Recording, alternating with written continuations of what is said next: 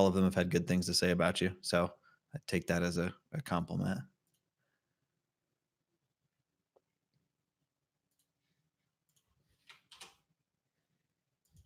All right. So my kind of thoughts for this are we are going to talk about this deal we just did, like literally just got paid on today. It doesn't get any more fresh than that.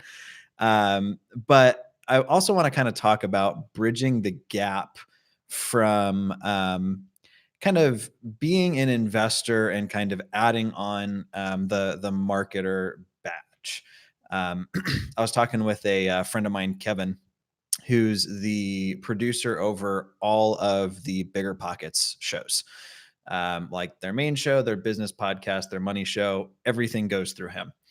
And we were talking about with them, they're a community that serves about 1 million members. What their biggest challenge is, and that's people kind of getting over this mental block of taking these steps to go off market and look for deals, which I think is really really big. I don't know if you want to call it a blessing or a curse, but that's how I got my start. So I wasn't somebody who had like found some deals on the MLS and then decided, "Oh, I want to see if I can get better deals." I hadn't bought deals from wholesalers and then decided to try to go off market. Right at the beginning, I did 2,000 yellow letters to a list of absentee owners. I pulled off list source. We did a deal and we made, I think, right at $12,000 after paying off all of our marketing costs. It was like 10 grand and some change. Back then, that was what people said to do to get started. Welcome, Derek. Welcome, Josh. Welcome, Ron. Anthony, Valerie. Appreciate all you guys showing up. So I'm going to dive into this deal, kind of just walk you guys through it. There's a couple kind of unique pieces to this one. And then I'm going to just kind of open it up for Q&A. 2020 is right around the corner. And I don't know. I feel like the new year is a good time to start looking for deals. December and January are typically some of my biggest months as far as lead flow and deal volume goes. So this particular property, if you guys want to grab something to write with, I'm going to give you some of the actual numbers behind this. Well, you can kind of try to find something similar in your market. So the property was a 3-bedroom, 1 bath, 1.5 bath, excuse me, 1,724 square feet, built in 1916. So this was not a new house by any stretch of the imagination. Now, the interesting thing is I didn't actually market to this guy for this property. We ended up marketing to him on a different property, which he called into Call Porter and said, "Hey, I don't want to sell that one. Take me off the list." And they said, "Do you have anything else you want to sell?" And he said, "Well, my house." So that's actually what this was. This wasn't a rental property this guy had. It came off of an absentee owner list, which I'll dive into a little bit more because this was a little bit more niche than that, but effectively ended up buying a property from an owner occupant. Now, on this deal, kind of couple other notable things. So it's in a very up and coming area. My wife tells me gentrifying isn't a nice term. So lots of pop tops, lots of new builds, lots of stuff kind of really going on in this particular part of town. There's a couple HGTV shows that are in town that were shooting in this particular area. You drove down the street and it was pretty much like massive rehab for sale, massive rehab for sale. I mean, lots and lots of activity. I actually own a couple of rentals in this area. And this is one that I could have gone either way. We actually debated keeping it, would have been a really solid BRRRR deal. But we decided at the time it made more sense for us to just flip it for a quick profit. So what's interesting about this particular deal, and this is going to be your first actionable takeaway on this call. Another wholesaler had gotten this deal under contract and emailed it out, and then was unable to close. So if you're on this call and you're not on the wholesalers lists in your market, you absolutely should be. Whether you're looking to buy or whether you're looking to wholesale or flip yourself, it doesn't really matter. The reason being, deals fall out of contract for various reasons all the time. So the other thing I'm gonna I'm gonna tread lightly here. I'm not telling you to get on wholesalers lists, skip trace and cold call the seller and be like, "Hey, did you know so and so is trying to sell your house?" Like, don't be a tool. What you can do though is let it sit. We call this seasoning. So we'll let the deal sit kind of just on a Google sheet somewhere and age, right? Let it get 30 to 45 days old. Then pull up the assessor's site and see if it's sold. Um, we run into deals all the time where they went under contract with somebody else. The other person didn't close, didn't wire in the money. Something happened, the deal fell through. Long story short, we buy deals from people all the time that had gone under contract with somebody else and the person wasn't able to perform. Now, the interesting thing with this deal, and this is kind of your second tip, if you run into one of these, the guy initially called us and said, "Hey, I want," it was like 85, $90,000. I ended up getting it under contract for 42,000. So I got quite a better deal than I think he initially planned on giving us. But the guy said, "Well, I already had an offer for 70,000." And anytime we're working a lead and we're getting close to, hey, we think this is a deal, we'll look and just see if it's been emailed to us because we're on everybody's lists. And I said, "Well, I saw that, but I don't think they closed, did they?" And he was like, "No, no, they didn't." Okay, so obviously that number doesn't work because if I was able to pay $70,000, they would have closed, but they weren't able to, right? So it's a really good way to justify them selling for lower than they'd initially planned on when they maybe decided, hey, maybe I'm going to sell this property. So, not a bad idea to keep a log of who in your market is sending out what deals. And not a bad idea if you're like just getting started and have no cash to keep an eye on those and notice, do any of these not pan out? I will tell you with this strategy, a lot of the times they don't pan out for a good reason. So it could be title was bad or the person was just absolutely nuts or something of that nature. But it's not a bad strategy to add in. So the other kind of interesting point with this seller that's kind of a big turnoff, I think, to a lot of investors is that he was an attorney.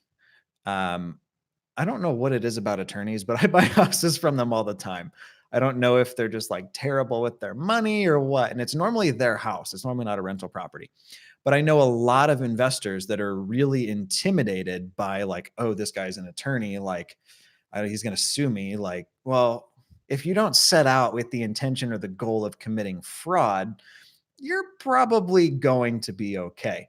Um, so this particular guy actually mentioned when he signed on the dotted line with us for 42,000 that he was going to sue this other company in town for the difference, which he kind of has a case on. Probably not, but was kind of like, all right, cool, do what you want to do. Um, so don't be afraid just because somebody's an attorney or a real estate broker or a CPA or like just because they have a title doesn't mean they're not going to be in a position that they need or want to sell you a property for cash at a discount. So this particular guy, we ended up kind of finding out the other guys who'd got the deal under contract when they sent the email out. One of the buyers on their list was this guy's neighbor. Now, they were strictly trying to wholesale it, right? So, real awkward situation of like, they told him they were going to buy their house for X, and then they sent it out to the neighbor for more. It was not a good way to like, work your way out of that one. That's pretty much like, you got caught. So we knew with this guy from day one, like wholesaling this house was not going to be an option. We were either going to buy it and keep it as a rental, buy it, fix it up and flip it, sell it retail, or wholesale it.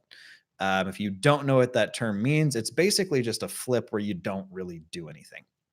So on this one, we ultimately decided, hey, let's just wholesale the property and be in and out of it real quick. And so that's what we did. So I reached out to one of my private lenders, who's a guy I met on Bigger Pockets, just kind of chatting in the forums.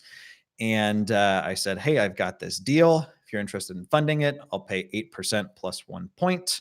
And one thing I do anytime I raise private money, I typically ask for a couple grand more than I need. Reason being things like insurance, holding costs, utilities, things of that nature. I like to try to have none of my own cash into my deals. It doesn't always work that way, but that's the goal. So on this particular one, we ended up taking a loan for $45,000. We didn't really do much. I will say this house, the one big drawback it had is the whole thing smelled like pee. Which if you do direct to seller real estate investing at all, if you walk through vacants at all, it's like just kind of something you run into. And the guy was real nonchalant about it. He was like, yeah, my toddler likes to like pee on his bed. Not like wet the bed, but like stand next to it. And I was like, oh, okay, that's gross. Like, we're gonna make sure that that gets taken out. It's one reason I don't do trash outs myself. We have crews that they get to put on the suits and do all that kind of stuff. So we did a trash out and just hired somebody to come in and clean. We didn't even take pictures of or like hire professional pictures for this one. We just used like a newer iPhone, took pictures of the deal. And somebody actually in our network found out we bought the property. So we didn't have to even like list the property. It was actually kind of sold as like a pocket listing, if you will. The person who brought the buyer, though, was a licensed real estate broker. So they did request to get paid a commission. We paid them 3.5%. Another kind of actionable takeaway for you is if you are ever dealing with realtors, pay them more than they typically get paid. So if in your market they're normally getting 2.5 to 3%, go 3.5 or go 4. Sometimes on really cheap inventory, I've even paid like an 8 or 9%. Reason being, you have that person's attention. If they're dealing in that asset class, they know you're the person they want to deal with. So we paid this guy a 3.5%. So I'm going to kind of walk you through what the numbers on this ended up looking like. But all in all, we were into the property for $45,736 to our private lender. So our total profit number is actually going to be a little bit higher than this $14,000 number because we're going to cancel our insurance policy, get some refunds on that. We probably will have done about 15.5, 16, somewhere right in there when it's all said and done. So we were all into the deal for 45,736. We signed a $63,000 sale side agreement. Keep in mind, this is not a wholesale. This is a house I actually owned in my company name. We paid right at $2,205 in commission. The only other things that came out of my side was like a $75 title fee, a recording fee, and a $4.50 like state recording fee. So all in all, the net to us was $14,944.47. I don't know about you guys. We've got a wide variety of kind of people on this call. Some people I recognize, some people I don't. I'm still at a level where making $15,000 on a deal that I didn't have to do anything to is still pretty fun. That's still pretty cool. So the lead source on this one, I'd mentioned we'd chat about a little bit, was a niche list I'd compiled of duplexes in areas I already owned properties that we spent quite a bit of time compiling and then kind of combining some data. And this guy happened to own a duplex that was like a beautiful A-class property, but he had no interest in selling it. So we ended up buying his house from him, doing like minimal clean out and turning around for right at about a $15,000, $16,000 net deal. Not bad at all. So something like this, if you wanted to find these in your market, would be as simple as looking for owner occupied properties with equity in areas that are kind of up and coming, right? So this wasn't an area I'll be blunt. This isn't an area I would live in. It's not an area that I would go for a run in at like, 4 or 5 o'clock at night on a Friday night. Um, that being said, though, it ended up being a really, really cool deal. And the guy who sold it to us was thrilled. He was moving further north and just like wanted the total easy button in and out. The other kind of quick thing I'll address here, he was not a motivated seller, right? Like this guy owned a beautiful A-class rental. His house he owned free and clear. This guy wasn't in a position of like, I can't sell my house. He was in a position of like, I don't want to sell that one. Yeah, I'd like to sell my house. Make me an offer. He was super blunt. Like, I know what's going on in the neighborhood. I know what properties are worth. I just don't want to have to deal with anything. So just give me a number. And I mean, he started at I think 80 or 90 grand. Then we got out of him. Well, the other guys didn't buy at 70. And then we were just like, look, in order for this to work for us, this is the number we would need to be at. And I think it took us about 12 hours. He hit us with, let me think about it. Let me talk to my wife. Wife was on title, so we couldn't really like work past that on the appointment to try to like lock it up on the spot or anything. Ended up following up. Wife agreed, bought the house as is, in and out. I actually owned this thing for, I think, less than 30 days. Let me look. Yeah. So I closed on it on December 2nd. I was under contract to sell it on December 18th, and it closed today, December 30th. So if you're on this call, I mean, you could literally be that close to a deal like this. Be just a matter of 30 days. That being said, though, I do want to just kind of dive into Q&A. If you are on this call and you have questions about anything in the direct to seller kind of marketing realm, I'm happy to answer it.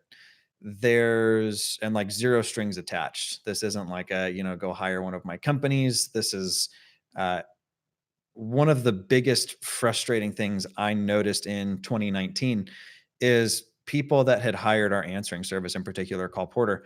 Um, the people that were having problems getting deals, there was a lot of stuff on the front end that they just weren't doing right. Like their marketing was kind of goofy. They were buying lists from like weird people they met off Facebook and paying way too much money for them. They were using like dishonest marketing stuff like the, third notice, your cash offers expiring, like BS type stuff. They're doing things like bandit signs or, having people do things like spending tons of money to hire somebody to drive for dollars for them when that money should have been going somewhere else. So that being said, we kind of have decided that we really want to be a little bit of an antidote to that and really just kind of show like, this is what's working. This is what we're actually doing. This is how we got this deal, materialized it kind of front to back. Brian asks, what KPIs do you keep track of? Good question. So I'm testing a new CRM that I can't and won't name. I'm only one of a few people that have access to it, and I've been in the marketing real estate investing space for a while. I'm probably more excited about this tool than anything I've seen. Um, the front end of it is QuickBooks. Most investors don't know their numbers. Mine will automatically tell me based off of actuals in my bank account how many dollars that phone call cost me, how many dollars that appointment, that contract, all kinds of stuff. So things like cost per call, response rate, profit and loss, closing percentage, the ratio of appointments to follow-ups, appointments to deals, take me off the list percentages, all kinds of just insane, like mind-blowing stuff. And the CRM has built into it all of the call tracking. So there's no like, which list did this come from? Which piece is this off of?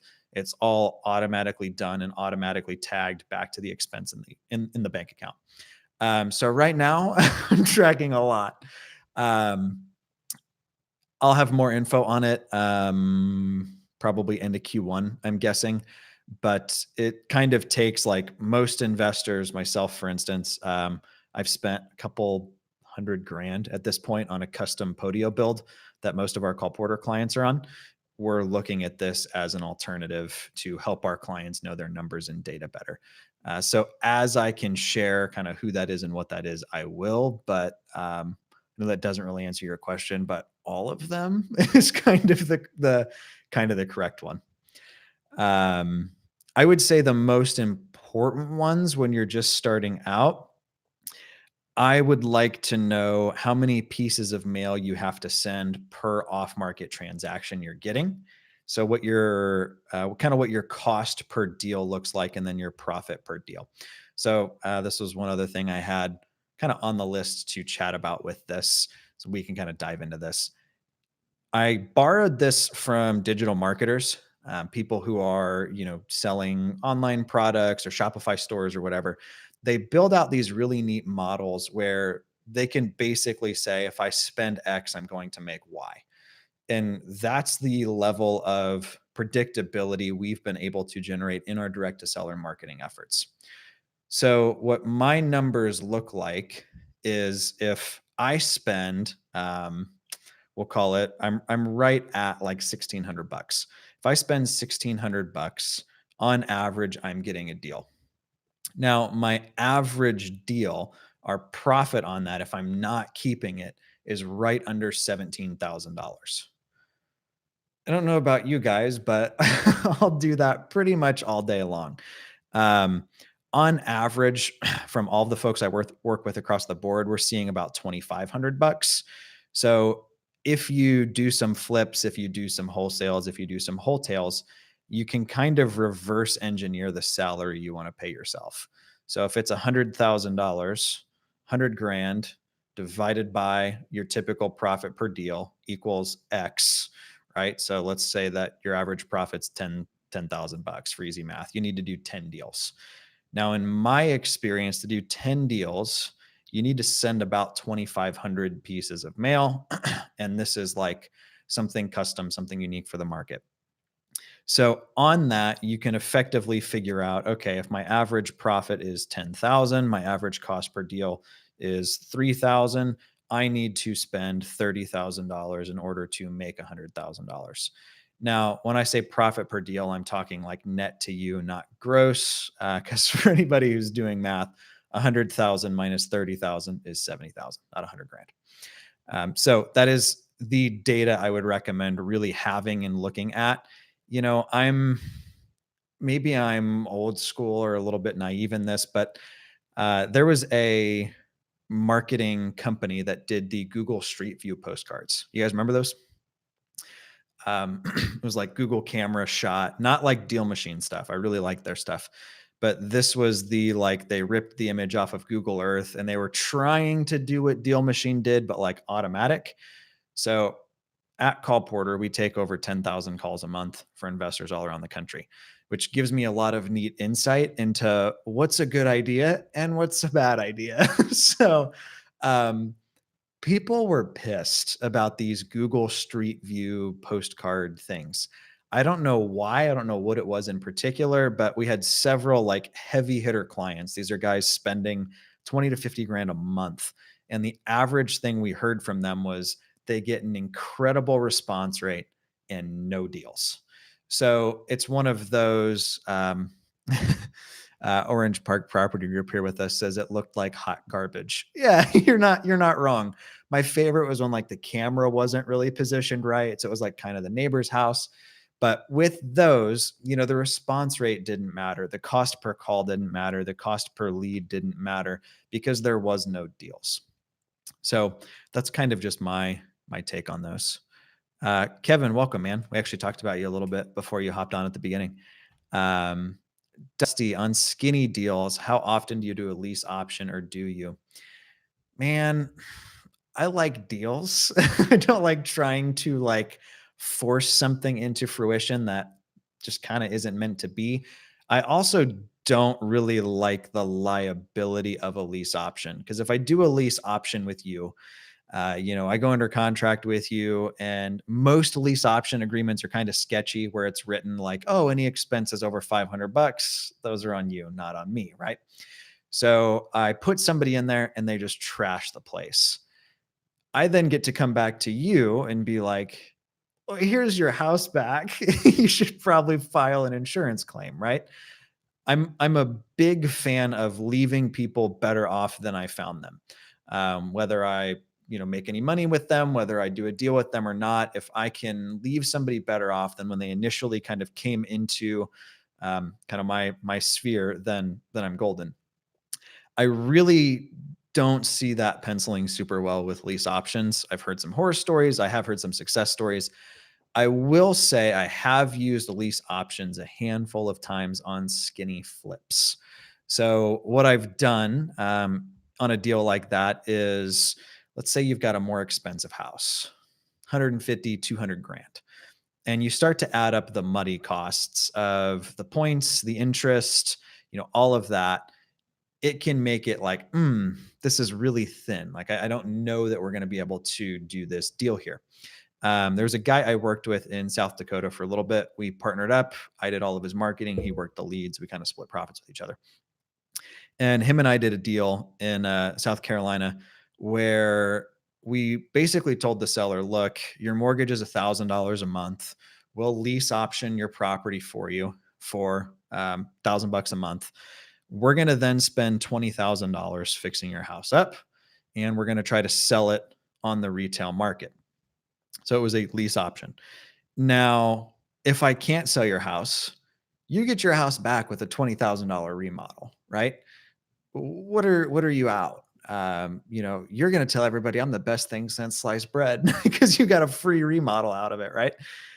So I have done some like that. That deal we actually did pretty well, but it was a situation of I effectively bet $20,000 on myself and on us that we could get this deal done, as opposed to trying to find a tenant buyer and do all that. So I haven't really done the typical, like, I'm going to lease your house, sell it to somebody and collect a down payment. The other issue I have with those is it's very rare that the people are actually able to buy. And I don't know, it's perfectly legal. It's just not how I want to make my money of, getting hopeful families into a property and then having to push them out because they don't have the credit or whatever. Um, I will say also there's a couple groups that I've seen that primarily target Hispanic folks who don't have credit, who probably can't get mortgages, and they'll either do lease options or they'll sell it to them on contract with something like 20-25% interest, just something absurd. I'm not a fan of that style either. I'm sure the cash flow is great, but there's more to life than getting paid. James, are you primarily flip or buy and hold? Good question. I would definitely say buy and hold. We own right at 143 units, and of those, actually, little over 90% were all bought direct to seller off market. Now, I will say though, if you start to do direct to seller marketing of any kind, you can't be a one trick pony. You have to have multiple exit strategies because people will call you with something you don't want to buy, but it's something you can monetize. I literally had somebody call me on a trap house, like cots on the floor.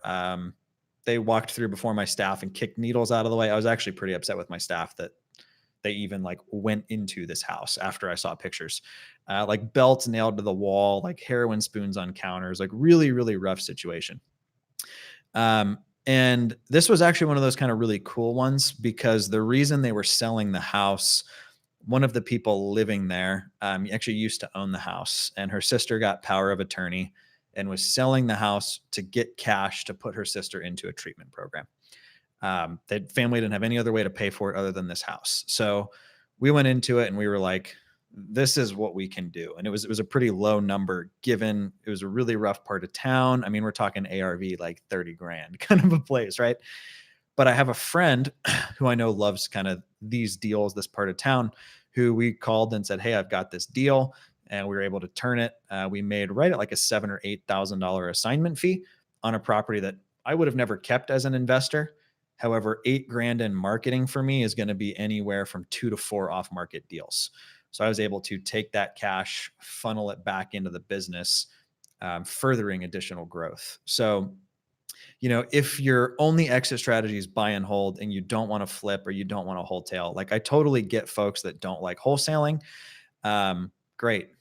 Close on it and sell it as is. We do those all the time. So that being said, are my personal goals, which I hadn't planned on sharing this, but I want to buy 5 to 7 million a year of new assets and do about $1 million a year in revenue off of flipping properties.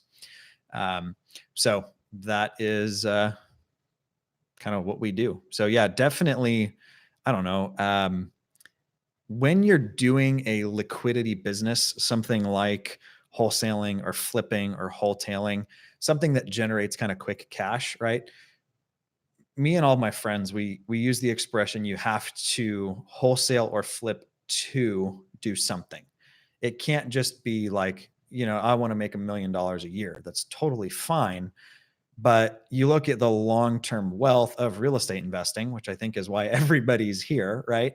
It's kind of like hierarchy of needs, food and shelter, and then above and beyond that is where real estate investing comes in. Like bills are paid, you're not paycheck to paycheck, you've got cash and savings, and now let's take care of the retirement and then what we're actually on earth to do. What's your passion project, right? So the amount of wealth you can build through real estate investing is nuts. I'm not naive to that, but I'm not somebody who looks at buy and hold as like passive, right? Like if I had no staff and worked like a dog and didn't live in beautiful San Diego, lived in Indianapolis instead. Sorry if any of my staff are watching this. I would get paid really, really, really well, like multi six figures a year in income off of our properties. But somebody has to do that job. So we have staff that do that. So at this point, like we're paying down our properties, we're paying for our staff and all of our management, we're upgrading our assets as we go, we're buying more, we're burning more, there's cash flow. But really, how you get paid is on the equity pay down, cash out refinances, and then eventually cash flow when you own everything free and clear. So I'm definitely more a fan of the Burr model than wholesaling or flipping. We did a single deal that we did 64,000 out of, and that's tax free. Kind of hard to argue with that. I'm gonna hop back into questions here. Indie Shaddle, which forgive me if I'm totally butchering that username. How do you sell the seller on the purchase amount that made sense to you? Good question. So I actually have a YouTube video where I dive into this a lot more that you can find on the channel. But in a nutshell, my whole approach is about what works for me and what makes sense for me. So it's super selfish when I put it like that. But what we're not doing is telling somebody your house is worth X, or fixed up your house is worth X, or even your house needs a $40,000 renovation. The problem, if you speak in absolutes and try to negotiate like that hard off of like actuals or facts, is all of that's open for interpretation. If you pull 5 realtors in to get them to, give you a BPO on your house, what's my house worth? You're going to get 5 different answers. Contractors are the same way. You pull somebody in and say, hey, what's this kitchen cost? You're going to get a lot of different answers as far as like what that kitchen actually costs. So my whole approach, my integrity is too important to me for me to leave it up to somebody else. Because if I go in and tell a seller, I can pay $40,000, or your house needs $40,000 worth of work, excuse me, and they get another bid for 38, I'm now dishonest and I have no control over that. So our approach is for me to do your house, paying my staff, it will cost me $40,000. Now that's when, they'll like, oh, I've got a buddy who, can do it for like 12, right? Like, well, your drinking buddy isn't going to give me, your natty light pricing. Like I'm going to have to pay somebody to actually do this work. Same thing on like our offer. We don't tell them like your house, like this guy, we weren't like your house is worth $43,000. That's what we can pay. We said in order for this to make sense for us, the max we can pay is $43,000. When do you want to close? Right. So there is still like some salesmanship. There's a little bit of art to it, but we're not speaking in facts or like absolutes. I'm also a licensed real estate broker. So I'm totally accountable for everything that I say. So if I go to that seller and I say, your house needs $40,000 worth of work and other people disagree with me, there can be some pretty serious consequences to me trying to use that approach. So hopefully that helps a little bit. Um, Roman, professional homes. So you do a lot of Facebook and Instagram marketing. How has this been working out? How are you profiting from this type of marketing? Good question, man. So first and foremost, the biggest reason that I'm out here and you guys know who I am, ask anybody who's worked with us. And my goal was to be a resource that I would have killed for. My first deal I did, I made money, but I could have made a lot more. Somebody sold me yellow letters that I think I had to insert and lick myself for like $1.30 a piece. I mean, it was just stupid. They weren't anything special. They sold me list source data, which is like a, rando off the street. I think you can buy for 20 or 30 cents for like 30 or 40 or 50 cents, right? So there was kind of all of this baked in profit. Now, I will say I would not be here had I not worked with that person. So I'm not upset about it. I'm not going to name them because I don't have anything real negative to say. But a lot of the ways we do things now are a little bit different than how other folks do it. So it's really just kind of getting that message out there that you can build a business that's based on integrity that's still profitable. To be a little real, a little bit more personal, I grew up very conservative, where money was kind of like, like there's almost this honor and struggle. So, kind of one of my passion projects, if you'll call it, is helping people kind of get over those issues and those blocks they have in order to build the life that they really want so they can do what they were put on earth to do. So how I make money off of this, I own Ballpoint Marketing. They're a direct mail company. Um, we have incredible products. We get incredible results.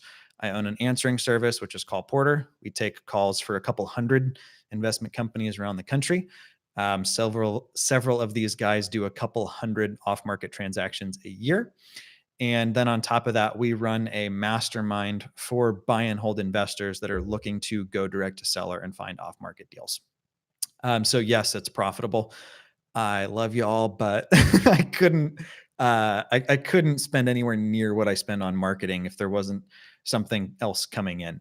One thing with us, we're pretty big about like no upsell. So you're not going to catch me doing a $49 seminar to sell you on the week course to sell you on the next cool thing. And we actually have quite a few of the guys I work with that are on this call. So if you have questions, feel free to ask. Let's see. Although good question, and I appreciate you asking, and I'm pretty blunt, so I don't mind answering. Do you flip out of state? If so, how did you get started? So, Brian, now I live in San Diego, and all of the deals that I talk about are pretty much in Indianapolis. I have a full-fledged team there. I lived there and built that team like our acquisitions manager was a guy I met at church. Our dispositions manager was somebody I interviewed with him at a Starbucks. Like I built that team there. So I'm not somebody who like grew up in California, came from money and was like, oh, I want to go and invest in the Midwest. This was much more of a, I lived there and then I didn't want to live in the Midwest. And we got the opportunity to come out here to California. And it was like, I'm not just going to close this business down because I'm leaving. Now, that being said, I have done deals out of state. I did another call. I don't know if you saw that or not, where we walked through a virtual wholesale I did. As in a market I've never been in, I will never go to, in like almost like rural northern Indiana, almost Canada, like 4 or 5 hours from my staff. We never personally saw the house. and we did a whole deep dive on that deal. I bought it for 70,000, listed it for 150, and I sold it for 158. Not anything I'm upset about. So there are ways to do it like virtually or out of state. I'm much more of a fan if you're going to do like a virtual flip or a virtual deal like that. I prefer the wholesale stuff where you're not trying to manage contractors and it just gets really, really complicated if you're trying to do everything, if you don't have somebody who lives there. That being said, if you have family who live there or friends who live there, I'm all for it.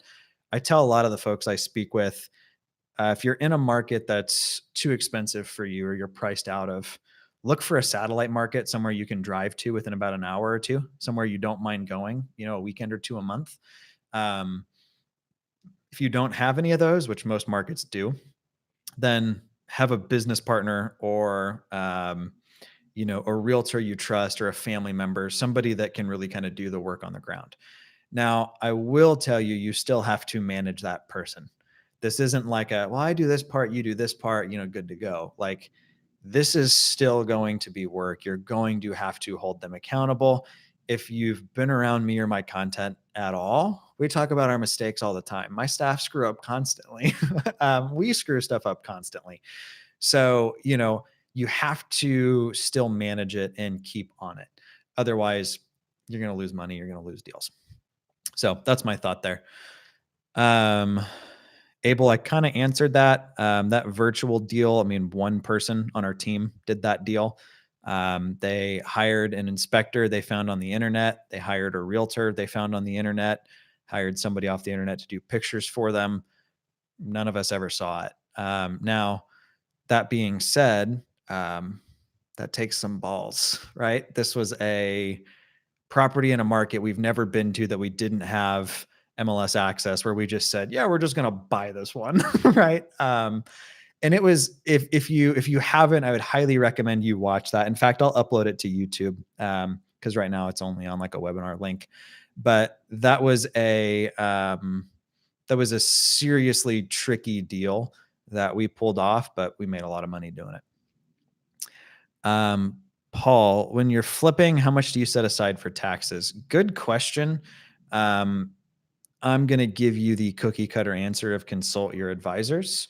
We have particular percentages and stuff we use, but I also get a lot of tax benefits and breaks from all of the real estate we own.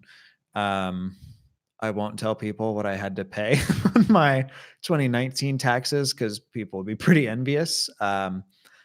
I have friends that had to cut multi six-figure checks, and our depreciation and all of that from our assets significantly offset our tax burden. So another reason to get into buy and hold.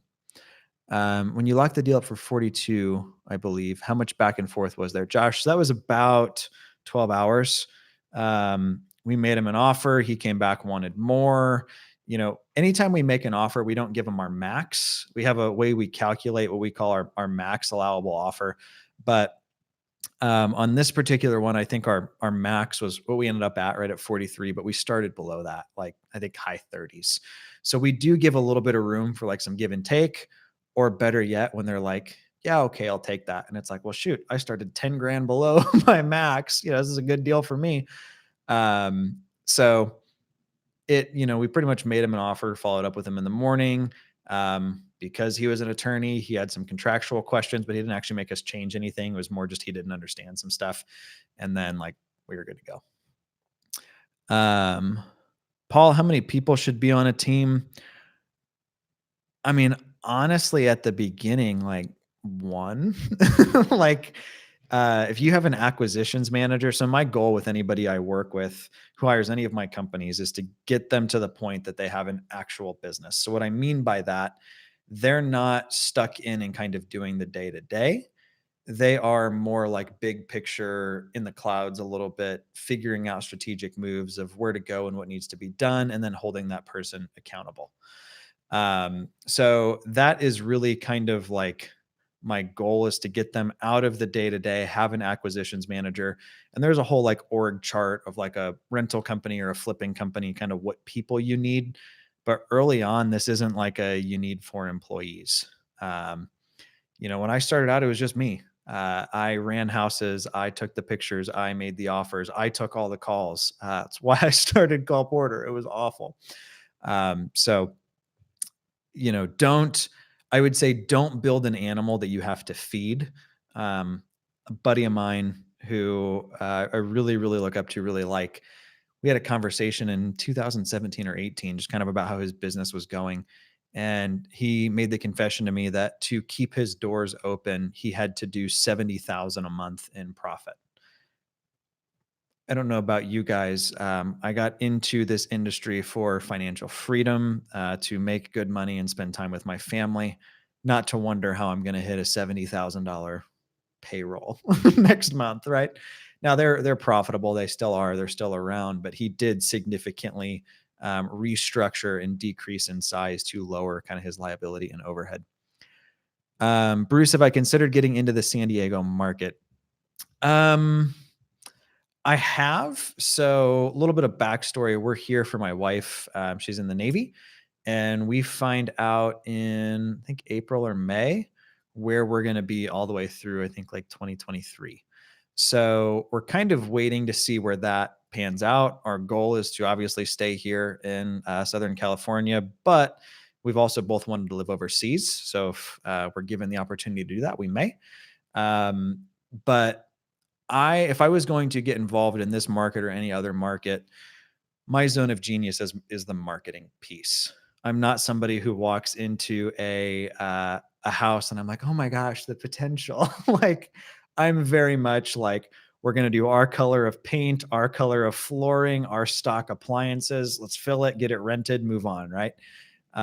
So if I was going to, I would I would partner with somebody that wanted to do that piece, and I would help them find the deals in exchange for an equity cut.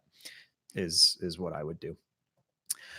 Um, Bruce, looks like Josh answered your question. Josh, thanks. I don't have that pulled up.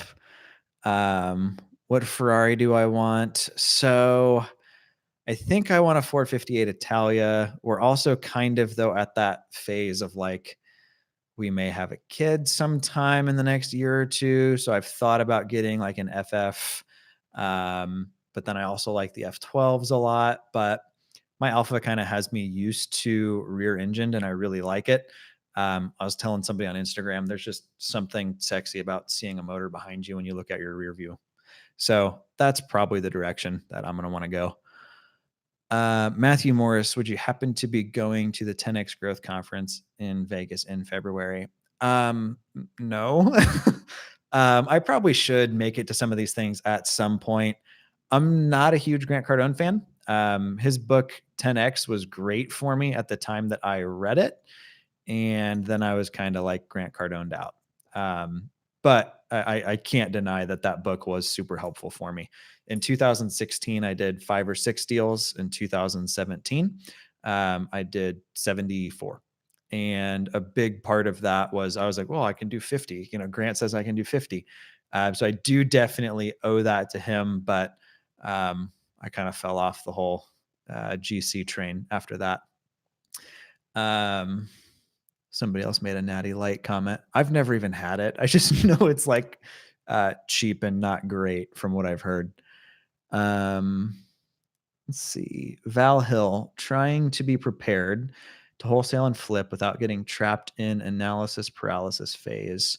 Which topics would you suggest I focus on most before starting versus which skills can I improve as I go? So if you're coming at this like totally new, like totally green, um, I should probably collect royalties at this point because I've recommended his book so much. But my buddy Anson Young put out a book with Bigger Pockets called Finding and Funding Great Deals. Um, Incredible resource. That is like the baptism by fire into some of the nitty gritty of what we're talking about. So I would start there. I mean, realistically, like if you can run comps, great. If you can't, get a couple realtors to give you an opinion and come up with an average, right? If you can't estimate repair costs, read some books on it, get multiple contractors, write your own scope of work and have them bid it out and then compare bids. Like I'm not so much like the just take action crowd.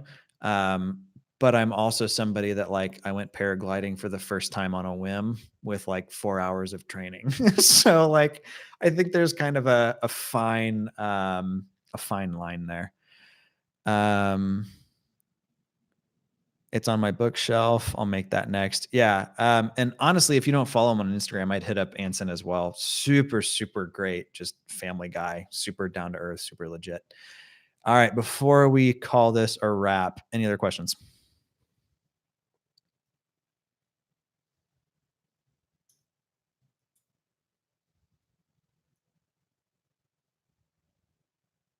I'm actually real surprised. All right. So to kind of recap this a little bit, get on wholesalers lists in your market and keep an eye on what they're doing. At a minimum, it'll show you they're getting deals in this part of town. It's not a bad place to market to. It's worth letting those deals sit in season for 30 to 45 days to see if anything kind of pans out on those. And I had several other points that you can go back and watch. For those of you that stuck around, I'm going to give you one other kind of free tidbit of a way that you can find deals for no money. So the Craigslist is a wonderful resource. I'm not talking about posting the spammy, like I buy houses with like the dude fanning out the cash type pictures to try to get sellers. What I'm talking about is there's two separate things you can do here, and both of which have gotten me deals. So the first one is set up Craigslist saved searches. So what those are, you can actually put a term into Craigslist and say, anytime this word is used, send me an email. I know a guy who has, I believe he's at 150, 250 units now, pretty decent size. In all of his apartment complexes, he's found doing this. He has saved searches for things like apartment complex, apartment building, multifamily, those kinds of things. As an investor, you can do saved searches for things like TLC, handyman special, fixer upper, right? Things of that nature. Um, needs work, that kind of stuff. And your goal here is really to like that hits, you get the email, you reach out to the person and get in front of them. Um, so that's something you can do on the multifamily end. Looking back, I like kick myself that I didn't have the cash to do this deal at the time. But in Indianapolis, there's a very trendy part of town called Mass Ave. It's like the best part of Indianapolis as far as like nightlife and stuff goes. And through a Craigslist save search, I got a pop on an 18 unit complex that the roof had caved in on. Needed about a $600,000 renovation at the time. I didn't have now I could do it no problem, but back then I just didn't have access to that kind of cash. But would have been a like total home run. Lady was open to seller financing and everything.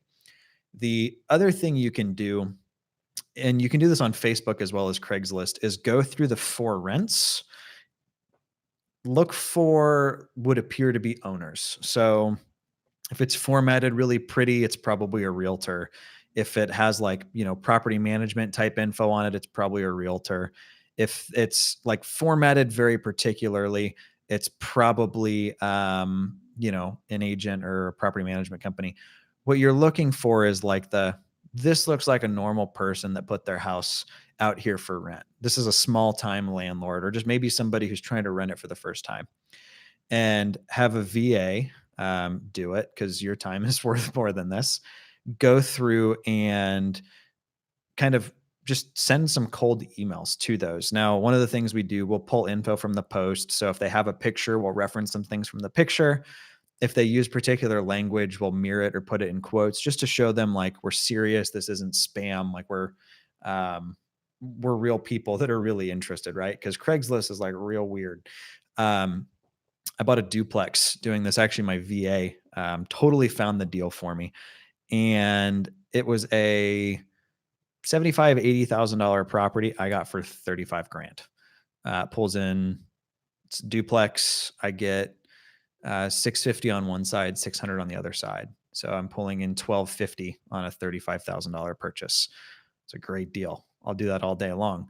The funny thing with that one, at closing, the guy actually forgot he had a mortgage. So he got something laughable back. Like, I want to say it was like 20 or 30 cents was his like closing proceeds. And he was like, oh, shoot, man, I didn't think I had a mortgage on that one. Well, oh, well, enjoy the property. It was like, I'm really surprised you signed if you thought you were getting $30,000 and didn't. So those are two things you can do right now, with no cost to you, to start making offers and meeting with people in 2020. Hopefully that helps. Hopefully you guys have kind of found this valuable and insightful. And if you have any questions on the direct to seller stuff, feel free to hit me up, shoot me a PM. The posts and stuff I put out there, like, it's designed to add value to you guys, not just like, oh, I know things. Like, I'm there for the interaction. So if you guys ever need anything, don't hesitate to reach out. Otherwise, appreciate your time. I'm gonna take my wife to dinner. Y'all have a good night.